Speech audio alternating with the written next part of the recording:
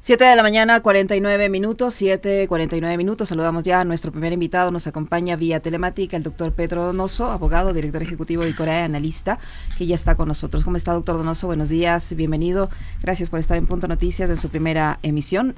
Hay muchísima expectativa de lo que va a ser la sesión de hoy de la Asamblea Nacional por la forma y el momento político en el que estamos y este ambiente bastante enrarecido en el que estamos viviendo, con una polarización bastante complicada y con denuncias de por medio en la Asamblea Nacional en el primer día de lo que será el nuevo periodo de sesiones.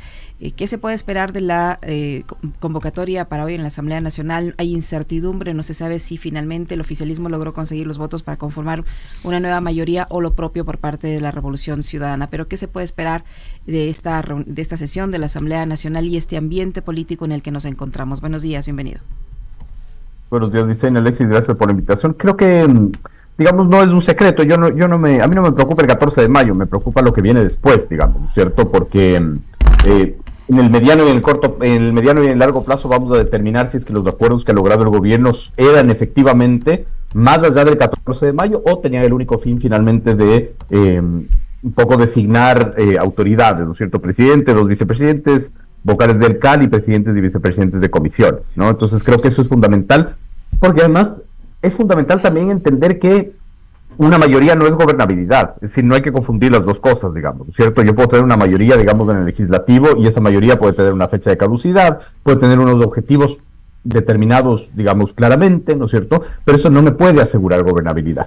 Digamos, ya los pactos finalmente de Pachacuti con otros partidos como con Creo, por ejemplo, no te garantizan gobernabilidad, es decir, la imagen de Yori sosteniendo del brazo a Guillermo Lasso no le garantizó gobernabilidad finalmente, ¿no es cierto? Entonces, digamos, ojalá que el gobierno entienda aquello finalmente para que, digamos, pueda determinar una hoja de ruta mucho más allá finalmente de pactos muy puntuales o de acuerdos muy puntuales que dentro de democracia son correctos y eso es lo que hay que hacer.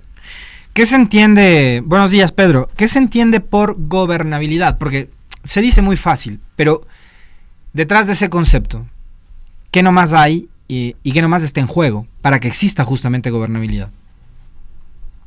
Yo diría que la gobernabilidad, digamos, es un ecosistema en el cual finalmente uno puede tomar las decisiones que quiere tomar desde el Ejecutivo, ¿no es cierto? Y que de una u otra manera haya debate, ¿no es cierto? Pero ese debate no impida finalmente la toma de decisiones, ¿no? Creo que la gobernabilidad, además, creer que la gobernabilidad solo está relacionada con la relación, valga la redundancia, Ejecutivo-Legislativo, también es un problema, digamos, ¿cierto? Porque la gobernabilidad, yo diría que se juega en la esfera de lo formal, del poder formal, de las relaciones del Ejecutivo con otros poderes del Estado, con gobiernos autónomos descentralizados, etcétera. Y yo diría de la periferia, entre comillas, digamos, con, por ejemplo, movimientos sociales, etcétera, ¿no es cierto? La relación que un gobierno puede tener con, por ejemplo, el movimiento Pachacutic puede ser una relación interesante porque puedes, digamos, lograr gobernabilidad desde lo formal y desde la periferia. Ahora, finalmente, hay que ver cómo está la relación Pachacutic con AI, etcétera, ¿no? Pero claro, sí es importante, digamos, como digo, entender, ¿no es cierto?, que el tener una mayoría en la asamblea no te garantiza gobernabilidad, porque la gobernabilidad no solo está, digamos, suscrita o georreferenciada, digamos así, ¿no es cierto?, en las relaciones institucionales. Durante este año y medio que ya ha estado en funciones, ¿el presidente de la República ha tenido o no ha tenido gobernabilidad? Bajo esa lógica que usted acaba de señalar. Yo creo que sí, digamos, incluso en los primeros meses el acuerdo con la Revolución Ciudadana, y esto hay que decirlo, digamos, le garantizó que pueda incluso subir el IVA, entonces, digamos, ahí sí hay, digamos, un acuerdo de gobernabilidad. Creo que las cosas se han ido, digamos, complicando a medida finalmente que ha pasado el tiempo, pero no he visto finalmente que el gobierno haya tenido problemas de gobernabilidad en ese sentido, ¿no es cierto? Y hay que ver finalmente cuál es el costo para el gobierno también. Es decir, la gobernabilidad, digamos, cuando no concentras el poder, cuando tienes finalmente otros movimientos de actores políticos, también tiene un costo político, ¿no es cierto? Ahí viene la pregunta de cuál es el costo transaccional, estoy hablando políticamente, ¿no es cierto?, de los acuerdos a los que llegues, ¿no? Y eso es importante también determinar finalmente con relación a la Asamblea, porque claro, aquí la gran pregunta es si el gobierno logró tener una mayoría consolidada de 83, 85, ¿no es cierto? Primero, la primera pregunta es ¿para qué? ¿No es cierto? La segunda pregunta es ¿cuánto va a durar? Y la tercera pregunta que debería hacerse el gobierno es ¿cuánto cuesta, digamos, otra vez, yo estoy hablando políticamente, ¿cuánto cuesta finalmente ese acuerdo, ¿no? Pedro, ¿pudo haber afectado el trámite o el transcurso de las conversaciones, el hecho de que sean publicitadas? Me refiero a los posts, en las cuentas de Instagram del ministro de la Gasca. Cuando, digamos, estas conversaciones, probablemente para que resulten más exitosas, tienen que manejarse lejos de el ruido que puede generar una publicación en redes sociales, con cautela. ¿Cómo se vio eso, ¿no? El hecho de, me reuní con los 9 asambleístas de Pachacuti y en la foto aparecen 7. Después, todas las respuestas de Mariana Yumbay, de Leonidas Issa, etcétera, ¿no? ¿Cómo se entiende eso? Además, digamos, la observación que tú haces, Alexis, es la correcta, porque ahí el problema es que no se publicitó las conversaciones, se publicitó el resultado, se publicitó la foto, digamos, ¿no? Es decir, el no transparentar, ¿no es cierto?, las razones de ese acuerdo, ¿verdad?, sí da mucho que pensar finalmente, y también te plantean cuál es el costo, digamos, de estos acuerdos. Quizás con Pachacuti que es más difícil poner como ejemplo, pero podemos poner el ejemplo de la ex asambleísta de la Revolución Ciudadana, por ejemplo, ¿no es cierto? Con ella el ministro publicó, digamos, una foto en Instagram, ¿no es cierto? Antes ya se había dicho, por incluso miembros de la Revolución Ciudadana, que esta señora tenía una deuda con el Estado, ¿no es cierto? Ahí la gran pregunta y lo que nos falta como sociedad es dejar de ser este país de dichos y empezar a ser este país de hechos finalmente, porque nosotros solo nos centramos en el dicho del ministro de decir, ya tengo un acuerdo con la ex asambleísta de la Revolución Ciudadana, pero alguien tiene que investigar finalmente si es que la deuda que se dice que existe desaparece, porque si se desaparece, ese podría ser la razón. Es decir, tiene que tener un después también el monitoreo y seguimiento de ese hecho político finalmente, ¿no? Entonces, claro, el problema es que no se transparenta cuáles son las conversaciones, y eso da a pensar finalmente que estos acuerdos quizás solo fueron para el 14 de mayo y que tienen una fecha de caducidad clarísima, porque yo hago la pregunta, hay 3 asambleístas, ¿no es cierto?, de Pachacuti que ganaron por las provincias de la Amazonía, ¿verdad? Las provincias de la Amazonía manifestaron su apoyo desde la CONAIE a Daniel Noboa. Ese no es un misterio, finalmente, ahí hay mucha coherencia.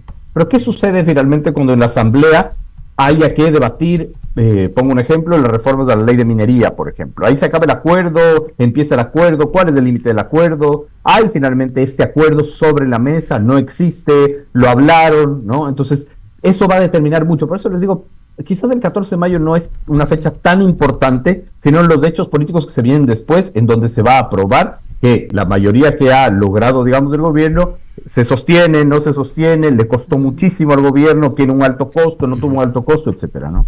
¿Y cuáles serían esos escenarios en el caso de que el gobierno obtenga la mayoría y en el caso de que el RC obtenga la mayoría? Y le pregunto esto, doctor Donoso, ¿por qué?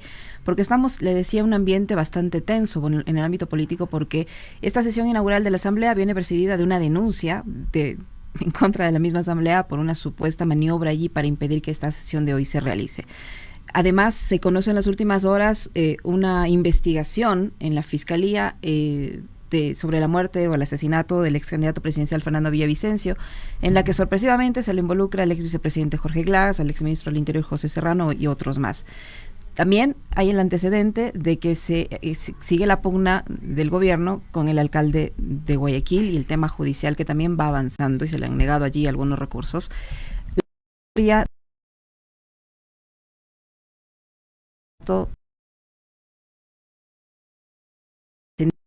En contra de un asambleísta que ganó su curul en las urnas, Priscilla Schettini, que no va a poder ejercer sus funciones, entre otros, para mencionarle algunos casos. Entonces yo le decía, ¿cómo va a cambiar el escenario en esa situación si es que el gobierno obtiene la mayoría o si RC obtiene la mayoría?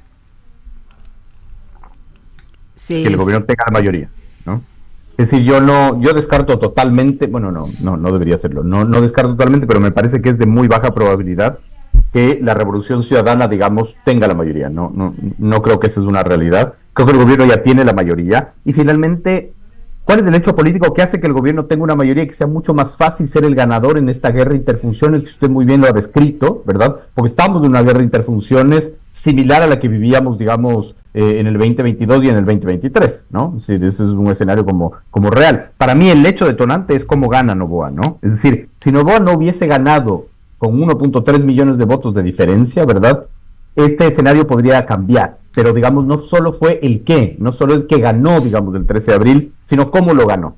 Y eso sí facilita finalmente la construcción de una mayoría, que las autoridades de control, digamos, empiecen a ser actores políticos que siempre han sido, pero que se unan finalmente a esta mayoría, ¿no es cierto? Entonces, claro, me parece que digamos, el contexto de una guerra interfunciones abona muchísimo finalmente para que el gobierno pueda lograr una mayoría. Ahora, ojalá finalmente se entienda que esta sesión inaugural tiene que respetarse la normativa, digamos, ¿no? Es decir, a mí me parece una locura que haya una denuncia en la Fiscalía por rebelión, además, pero eso viene, digamos, conectado con algo, y ese algo, digamos, que es lo que han informado, ¿no es cierto?, tiene que ver con esta intención de apelar la presidencia finalmente de Anabel Asín en la Asamblea. Eso es una locura, digamos. O sea, eso no tiene ningún sentido jurídico, además. No puedes apelar, digamos, la presidencia de alguien que primero no ostenta la presidencia, sino que lo que hace es manejar, digamos, el primer día de la Asamblea, y eso está en la norma. Pues, ¿no? Es una locura pensar aquello, ¿no? Como es una locura, digamos, meter a la Fiscalía como otra vez un actor político, digamos, para mover las fichas, ¿no? Entonces, digamos, repito, para mí el 14 de mayo no va a ser como una fecha determinante de algo, sino los actos y hechos políticos que vienen después, ¿no? Uh-huh. Y coincide, Pedro, la fecha, hoy también el Consejo de Participación elegirá autoridades, ¿no? Tiene que elegir un nuevo presidente.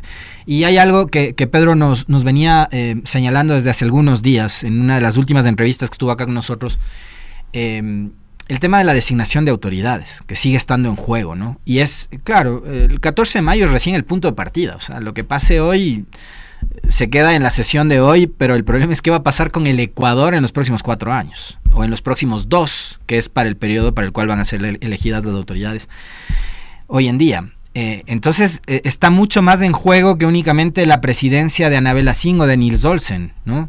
Pedro, hay que entenderlo así, hay que entenderlo en el contexto de las crisis y los conflictos que no han sido todavía procesados de manera seria en este país. Pero además que no sabemos qué se viene, digamos, porque lo importante aquí no es solamente quién preside el primer poder del Estado, sino qué va a pasar con la agenda legislativa, ¿no es cierto? ¿Qué va a pasar finalmente con las reformas para eliminar el financiamiento de los partidos políticos que tienen en manos la Asamblea? ¿Qué va a pasar finalmente con los cambios estructurales que hay que hacer en el Código Penal, en el Código Orgánico Monetario Financiero, las reformas laborales? Es decir, hay un montón, digamos, de reformas que están en agenda y que no tenemos como muy claro finalmente cuál es la hoja de ruta. Quizás hoy nos lo aclaren, ¿no es cierto?, quien sea designado presidente, cuál es la hoja de ruta o el futuro finalmente de esa agenda legislativa. Pero no solo está pasando eso en el Ecuador, ¿no? Es decir, también en el Ecuador están pasando muchísimas otras cosas. Se viene finalmente la elección de vicealcaldes en varios municipios importantes en el Ecuador. Hoy también, se viene claro, la designación de autoridades, ¿no? Uh-huh. Hoy también, claro, coincide eso hoy, justo esta fecha, ¿no? Esta fecha es clave. Uh-huh. Y es exactamente lo que no debe suceder en una democracia madura. Si todos los organismos internacionales lo que te dicen finalmente es, por favor, no mezclen los procesos eleccionarios con los procesos de designación de autoridades. Y el Ecuador es lo primero que hace finalmente, ¿no? Se conectan los calendarios, todo lo que quieran, pero eso es exactamente lo que no hay que hacer. Y además lo vimos, es decir, todos los procesos congelados, ¿no es cierto?, de designación de autoridades, y de repente por arte de magia el 14 de abril se destrabaron, ¿no? Es decir, estaban esperando para ver finalmente quién gana o quién pierde, que eso es un escenario de lo que iba a pasar. Entonces, claro, lo que se viene, digamos, para el Ecuador es muy difícil en términos de gobernabilidad, es muy difícil finalmente en términos de estabilidad democrática, porque están pasando muchísimas cosas en un contexto muy complejo además, porque no es un contexto de paz, ¿no es cierto?, no es un contexto de prosperidad económica, un contexto de normal, no es, digamos, no están pasando muchísimas cosas. Y hay finalmente el proceso democrático y la estabilidad de las instituciones, ¿no? Ahora, ¿cómo le ves tú, Pedro, el escenario de hoy? Yo no sé, decía hace un momento en el comentario, no tengo mucha claridad con respecto de finalmente cuál es el nombre que va a proponer ADN para ocupar la presidencia de la Asamblea en caso de que ellos tengan la mayoría de la que tanto se habla. ¿Por qué? Porque creo que ADN en los últimos días, si bien puede resultar como muy idílico, ¿no?, el hecho de que la madre sea elegida presidenta y que la madre le coloque la banda presidencial a su hijo Daniel, pero el cargo de la presidencia de la Asamblea es un cargo de mucha responsabilidad, casi de tiempo completo. Y yo me imagino que una persona del nivel de Anabel Asín, que tiene que ocuparse no solamente de los múltiples negocios, de empresas que tiene su familia, sino de la salud de su marido, no sé si está, digamos, con todo el tiempo disponible como para encargarse de un cargo además que tiene mucho de conflictivo, ¿no? Entonces, a ese conflicto, que ya significa responsabilizarte del primer poder del Estado, súmale todas las críticas que van a lloverte, y que van a ser críticas de la familia Noboa finalmente, porque tienes al hijo del presidente de la República, temas de seguridad, de falta de salud, de medicina, las cédulas que el registro civil no te puede entregar, o sea, todas las críticas recaen sobre Noboa. Si tienes a tu mamá de presidenta de la asamblea y una asamblea que es objeto de críticas permanentemente, vas a tener a otro miembro de la familia Noboa también siendo criticado permanentemente. Y creo que sobre la base de esto, ADN se lo ha pensado mucho en estos días, y por eso es que surge el nombre de Nils Olsen. ¿Tú cómo ves la posibilidad de que sea tanto la madre como de que estén pensando ahora, decir, no, vamos a meterle a la familia completa en todo este berenjenal que es la política en el país y mejor saquémosla de esa ecuación? Sí, digamos, para mí es un escenario de muy baja probabilidad que la señora Asín sea la presidenta de la Asamblea. Hay hasta antecedentes históricos, digamos. Anabel Asín nunca, digamos, se presentó en su cargo de asambleísta constituyente. Hay un factor también bien interesante, que su suplente es el señor Matovelle, que formaba parte del CAL en la Asamblea, digamos, saliente. Entonces es muy raro que tú tengas, por ejemplo, a un asambleísta que forma parte del CAL siendo suplente, ¿no es cierto?, de un asambleísta. Por lo tanto, lo que más claro, digamos, se presenta es que él se vaya a principalizar. Entonces, para nosotros es de alta probabilidad que sea Olsen, digamos, del presidente de la Asamblea. ¿Cómo va a estar constituido y compuesto finalmente el CAL? Esa es la gran pregunta, ¿no es cierto? Es decir, ADN se va a quedar con la primera vicepresidencia. Lo más probable es que sí, ¿no es cierto? ¿A quién darán la segunda vicepresidencia? ¿Pachacuti o al Partido Social Cristiano, ¿no es cierto? ¿Y cómo se repartirán finalmente las comisiones? Para nosotros, el legislativo tiene 4 comisiones, digamos, de alta importancia, las 2 económicas, fiscalización y justicia y estructura del Estado, por ejemplo, ¿no es cierto? ¿Cómo se van a repartir aquellas con relación finalmente a las reformas que les planteé, ¿no es cierto? Estas reformas, incluso que hay reformas constitucionales. Entonces, hay muchas cosas que debatir, hay muchas cosas que discutir, pero claro, lo más altamente probable finalmente es que ADN con Olsen se quede en la presidencia y mantenga, diría yo, la primera vicepresidencia, ¿no? Uh-huh. Y en lo que tiene que ver esta elección o esta determinación de autoridades en la Asamblea Nacional o la conformación de esta mayoría que podría darse hoy mismo en la Asamblea, ¿podría tener alguna injerencia en esta intención o en esta propuesta del Ejecutivo de convocar a una constituyente o de cambiar, modificar la Constitución con argumentos que a veces hasta ya generan cualquier tipo de comentario, sobre todo de quienes son conocedores de la norma? En especial ahora se escucha la narrativa de que por esta Constitución, la vigente, los jueces liberan a los delincuentes. Cosas hasta de ese tipo se escucha últimamente. ¿En qué medida esto podría influir? Sí, me parece que el elemento constituyente es fundamental. Y es fundamental, digamos, porque nos parece a nosotros, cuando construimos escenarios, con metodología de construcción de escenarios futuros, que la constituyente es de una alta probabilidad. Digamos, y ahí diría yo 2 razones. La primera, finalmente, es porque Noboa es un gran candidato. Digamos, a Noboa le interesa, digamos, o le podría interesar siempre estar en campaña, porque finalmente estar en ritmo de campaña le beneficia, ¿no es cierto? No tanto así la gestión, creo que es mejor candidato que presidente, digamos, en ese sentido, ¿no? Y el segundo es porque evidentemente el gobierno también necesita reformar, digamos, la infraestructura constitucional, ¿no? Y creo que además, finalmente, es necesario hacerlo. Y es necesario que el Ecuador otra vez nos sentemos a discutir el gran pacto, digamos, social que necesitamos. Es decir, este no es el país del 2008, finalmente, no son las mismas condiciones. Acabamos de atravesar una pandemia, necesitamos nuevas reglas, digamos, post-pandemia. Algo tenemos que aprender de la pandemia, ¿no es cierto? En este mundo, incluso, digamos, pusimos bajo la alfombra la pandemia y seguimos nomás. Y no funciona así, digamos, ¿no? Entonces, para mí, digamos, para nosotros la constituyente es de alta probabilidad, y el Ecuador ya debería empezar a discutir finalmente aquello. Los estamentos sociales deberían empezar a discutir aquello, ¿no es cierto? ¿Qué constitución necesita el empresariado? ¿Qué constitución necesitan los derechos humanos, los niños, niñas y adolescentes? ¿Qué constitución necesita la libertad de prensa? ¿Qué constitución se necesita finalmente, no? Y creo que es un escenario de alta probabilidad. Habrá que ver cómo eso se compagina finalmente con esta asamblea.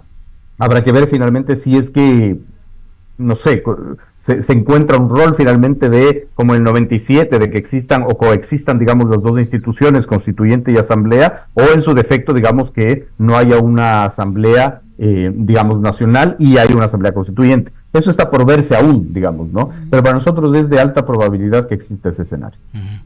Pedro, volviendo nuevamente a lo que yo mencionaba hace un momento, las publicaciones del ministro de la Gasca, y ahí mencionabas un hecho que es fundamental, ¿no? Que es, más allá de la reunión, del hecho puntual, lo que se tenía que haber dicho con mucha precisión, con claridad, con transparencia además al país es, a ver, si es que existe un pacto, ya sea con Pachacutic o con tantos y cuantos sean los independientes, este pacto contiene estos temas y la agenda legislativa para los próximos 2 años va a ser esta. Porque si no lo otro, viendo lo que pasó, por ejemplo, después de la elección de autoridades de la Asamblea en el 2021, cuando Lasso entrega la presidencia de la Asamblea a Pachacutic en manos de la señora Guadalupe Zori, vimos lo que fue administrativamente esa presidencia, un desastre, ¿no? Y políticamente también le significó un alto costo al presidente Lasso, que además en algún momento creo que lo tuvo secuestrado, ¿no? Porque no fue solo que ya les dio la presidencia de la Asamblea y con eso estuvo, o sea, a este señor le sacamos la presidencia de la Asamblea, algo más le podemos sacar. Entonces, incluso para evitar que seas un gobierno secuestrado por una bancada de 9, digamos, lo ideal sería que transparenten todo lo que se ha acordado y lo que se ha conversado. Sobre todo, digamos, para entender qué es lo que se puede venir. Es decir, digamos, es como súper importante el que pueda determinar cuál es la hoja de ruta, como les decía. Pongo un ejemplo, en el tema de minería, por ejemplo, ¿no es cierto? Es decir, cuál es la hoja de ruta que plantea el gobierno en el ámbito legislativo con respecto a la minería en su relación con Pachacutic. Pero claro, digamos, si hacemos una revisión histórica, vemos que incluso hay una incoherencia en estos acuerdos, ¿no? No nos olvidemos finalmente que Pachacutic denunciaba al presidente Guillermo Lasso de fraude en el 2021, no sé si recuerdan. Claro. Entonces, claro, esa alianza era antinatural, digamos, ¿no? Esa alianza estaba destinada a fracasar, porque era antinatural, porque, digamos, se habían visto las caras para pasar a la segunda vuelta del 2021, porque ideológicamente no había ninguna conexión, etcétera. Yo creo que ahí tiene una ventaja. Y en este caso puede verse de igual manera, Pedro, a propósito de lo que señalas ahora, porque este Pachacutic fue el que se sentó en la mesa de las izquierdas con el Partido Socialista, con el MPD, con la Revolución Ciudadana, hacer una hoja programática de un programa de las izquierdas y termina sentándose a negociar con un gobierno de derechas, ¿no? Yo no sé si puedo decir que el gobierno de Noboa es un gobierno de derecha. Eso iba a decir un poco. Yo creo que ahí más bien Noboa tiene una ventaja, que no tiene una identidad ideológica, por lo tanto le es fácil, digamos, el margen de maniobra de negociación. No digo que eso esté bien, solo estoy describiendo. Pero, por ejemplo, en cierta incoherencia, si la bandera, ¿no es cierto?, de propuestas finalmente del gobierno fue una constituyente, Pachacutic, digamos, afirmó, o quizás más claramente la CONAIE, afirmó que no les interesa una constituyente. Entonces es como, ahí hay una incoherencia. ¿Qué va a pasar con eso? ¿Qué va a pasar finalmente cuando el presidente Noboa anuncie el llamado a una constituyente? ¿Qué va a pasar con la relación Pachacutic-gobierno? El gobierno va a tener que aumentar, digamos, el costo transaccional de esos votos, es decir, decirles, oigan, vamos a una constituyente, sé que ustedes no quieren, pero finalmente hablemos, qué sé yo, de minería o les damos otras concesiones. Ahí es cuando tú te das cuenta, ¿no es cierto?, que el voto transaccional o que el acuerdo transaccional empieza a cotizarse al alza, y eso, estoy hablando políticamente, ¿no? Y eso no es conveniente, digamos, obviamente para el gobierno. Uh-huh. Si el presidente de la República no es de derechas, ¿cuál es, de qué es, de dónde es, cómo se entiende su forma de gobernar, la visión que tiene del Estado, la visión que tiene del país, la forma de administrarlo, ¿a dónde apunta? Yo creo que finalmente goza del margen de maniobra que te da el no tener una identidad ideológica. No estoy diciendo que esté bien, estoy solo describiendo. El momento en que finalmente no tienes como muy claro, ¿no es cierto?, los preceptos ideológicos, ¿no es cierto?, puedes tomar decisiones incluso contradictorias, digamos, ¿no? Entonces, es como muy complejo finalmente. Es como determinar, por ejemplo, esta descripción ideológica, qué sé yo, de Trump, ¿no? Trump es un presidente que acaba de anunciar ponerle, digamos, límites a los costos de las medicinas, digamos, ¿no? Eso no tiene nada que ver con la derecha, ¿no? Es decir, finalmente poner límites a los costos de las medicinas es hacer que el Estado meta la mano en el mercado. No estoy diciendo que esté muy bien o mal, solo estoy describiendo, ¿verdad? Y eso no hace un gobierno de derecha. Entonces, no, el gobierno de Noboa no puede ser considerado un gobierno de derecha porque finalmente toma decisiones contradictorias todo el rato. Eso le da un margen de maniobra mayor, porque finalmente no tiene una limitación ideológica, ¿verdad? No tiene, digamos, como esto no podemos hacer porque no creemos en esto. No, finalmente puede ir saltando de un lado al otro, ¿no es cierto?, con mayor margen, con mayor amplitud, ¿no? Y para finalizar, doctor Donoso, ¿cómo quedan las otras organizaciones políticas, la Revolución Ciudadana, la misma CONAIE, bueno, usted de Pachacuti ya lo ha dicho, pero ¿cómo quedan en este escenario? Digamos, es una muy buena pregunta porque solo nos estamos enfocando en las tiendas políticas que están en la Asamblea. Yo diría que hagamos primero un análisis de los verdaderos damnificados del 13 de abril. Los verdaderos damnificados del 13 de abril es el anticorreísmo no novoísta, digamos, ¿no? Es decir, digamos, ¿dónde queda Creo? ¿Dónde queda Construye? ¿No es cierto? Que son finalmente movimientos que fueron pulverizados el 9 de febrero y el 13 de abril, que finalmente no tienen, digamos, ahí una capacidad de aglutinar de cara a lo que se viene. Es decir, para mí ellos son los verdaderos damnificados, porque además al gobierno finalmente le interesa este juego de protagonista y antagonista. El gobierno no existe sin el correísmo a la larga, ¿no es cierto? Porque va a tener que tener un antagonista, y en política finalmente eso es súper importante. Y a la Revolución Ciudadana también le beneficia, evidentemente, el tener un gobierno al cual hacer oposición, digamos, ¿no? Con respecto a estas fuerzas políticas, digamos, esa es la gran pregunta que se viene, ¿no es cierto? ¿Cuáles van a ser las estrategias que adopte la Revolución Ciudadana para hacer oposición? Siendo oposición además con una reducción, digamos, de su capacidad de poder importante, que tiene que ver con el resultado del 13 de abril. Es decir, es que lo que sucedió el 13 de abril no es menor, porque no solo ganó finalmente Noboa, sino es cómo ganó Noboa, ¿no es cierto? Ahí, digamos, eso hace que el tablero político se mueva. No le sería tan fácil al gobierno aglutinar, digamos, una oposición si no hubiese ganado como ganó el 13 de abril, ¿no? Entonces, creo que ahí viene la pregunta, digamos, de en dónde se va a parar Pachacuti, cuál va a ser finalmente su lógica y su rol, ¿no es cierto? ¿Va a ser oposición? ¿No va a ser oposición? Evidentemente ya hemos visto con base a las declaraciones de varios de sus miembros que algunos están de acuerdo, otros no están de acuerdo. Entonces, obviamente Pachacuti se va a desgranar como siempre finalmente y se volverá a unir y se volverá a desunir de acuerdo finalmente a lo que vaya sucediendo, ¿no? De ahí, digamos, no hay más que ver, porque tenemos obviamente una asamblea radicalmente polarizada, ¿no es cierto?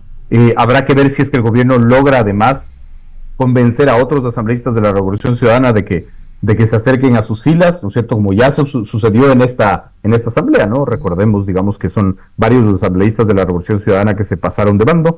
Entonces, sí, digamos, creo que hay que analizar bien cuál va a ser el rol de la Revolución Ciudadana con respecto, yo diría, más a la agenda legislativa que a otra cosa. Ya que mencionas Revolución Ciudadana, Pedro, es inevitable hacer la pregunta por lo que ha sido las declaraciones de los últimos días y la postura también de sus principales líderes, ¿no? Tenemos por un lado, Rafael Correa y Luisa González sosteniendo la teoría y el relato del fraude, ¿no? Y tienes por otro lado a voceros como por ejemplo la prefecta del Guayas, que ha dado una entrevista ayer y hoy en la mañana nuevamente repitiendo el hecho de que se califica como la oveja negra dentro de la Revolución Ciudadana por no coincidir con la tesis o la hipótesis del fraude en elecciones. ¿Qué posibilidades tiene la Revolución Ciudadana de recomponerse, de reinventarse? No sé si está bien usado el término o no, pero después de ese resultado del 13 de abril, que creo que para ellos también significa una suerte de punto de quiebre. Absolutamente, estoy de acuerdo con su punto de quiebre, pero creo que a la Revolución Ciudadana, digamos, le cuesta mucho entender que hay que resignificarse y reinventarse. Me gusta mucho el término que has utilizado, Alexis, es decir, esta lógica de primero investigar mucho de por qué sucedió lo que sucedió el 13 de abril, porque además ese es el problema de este país, ¿no es cierto? A las 24 horas nosotros ya tenemos las respuestas de lo que pasó el 13 de abril. En Estados Unidos, digamos, analistas de datos como por ejemplo Javier Rodríguez, recién están llegando a hipótesis, digamos, sobre lo que sucedió con el voto latino en la elección que eligió a Trump en el 2024. Y nosotros a las 24 horas ya empezamos a decir, fue el voto de los adultos mayores, fue que no les dejaron, digamos, tomar la foto, sin ninguna evidencia de nada, porque eso es del Ecuador, digamos, ¿no es cierto? Esta necesidad de tener respuestas automáticas y mágicas. Creo que seguir sosteniéndolo del fraude es un error estratégico, digamos, no hay ninguna evidencia de aquello. Ustedes tendrán, digamos, obviamente, gente que contradiga esta hipótesis que yo tengo. No hay ninguna evidencia de aquello. Seguir sosteniendo me parece que incluso implosiona por dentro la Revolución Ciudadana. Entiendo cuáles son las razones, yo las entiendo más como una estrategia política de sostengamos nuestra bancada, porque si aceptamos la derrota como fue, es más fácil que el gobierno lo coopte, ¿no es cierto? Creo que es más una estrategia política que otra cosa. No hay ninguna evidencia, digamos, real de fraude, ese es nuestro criterio. Ya lo decía, digamos, el CIES antes de la elección del 13 de abril, el porcentaje de volatilidad, digamos, de Quito y Guayaquil era altísimo, por lo tanto, si bien no es estadísticamente normal lo que sucedió, tampoco es imposible, digamos, ese es nuestro criterio, pero creo que mantenerse finalmente en esta estrategia de seguir diciendo fraude es un error estratégico y no abona a esta lógica de investiguemos qué fue lo que sucedió, cohesionémonos como movimiento y resignifiquémonos y replanteémonos nuestra posición en el tablero político. Gracias, Pedro. Muy gentil, doctor Donoso, muy amable por acompañarnos y por analizar con nosotros estos temas. Gracias a ustedes, buen día. Buena suerte la próxima temporada con el Atleti, doctor Donoso. Cruzaremos los dedos, igual buena suerte a ustedes. El doctor Pedro Donoso, abogado y analista político que ha estado con nosotros, 8:19 minutos. Una pausa, no se vaya.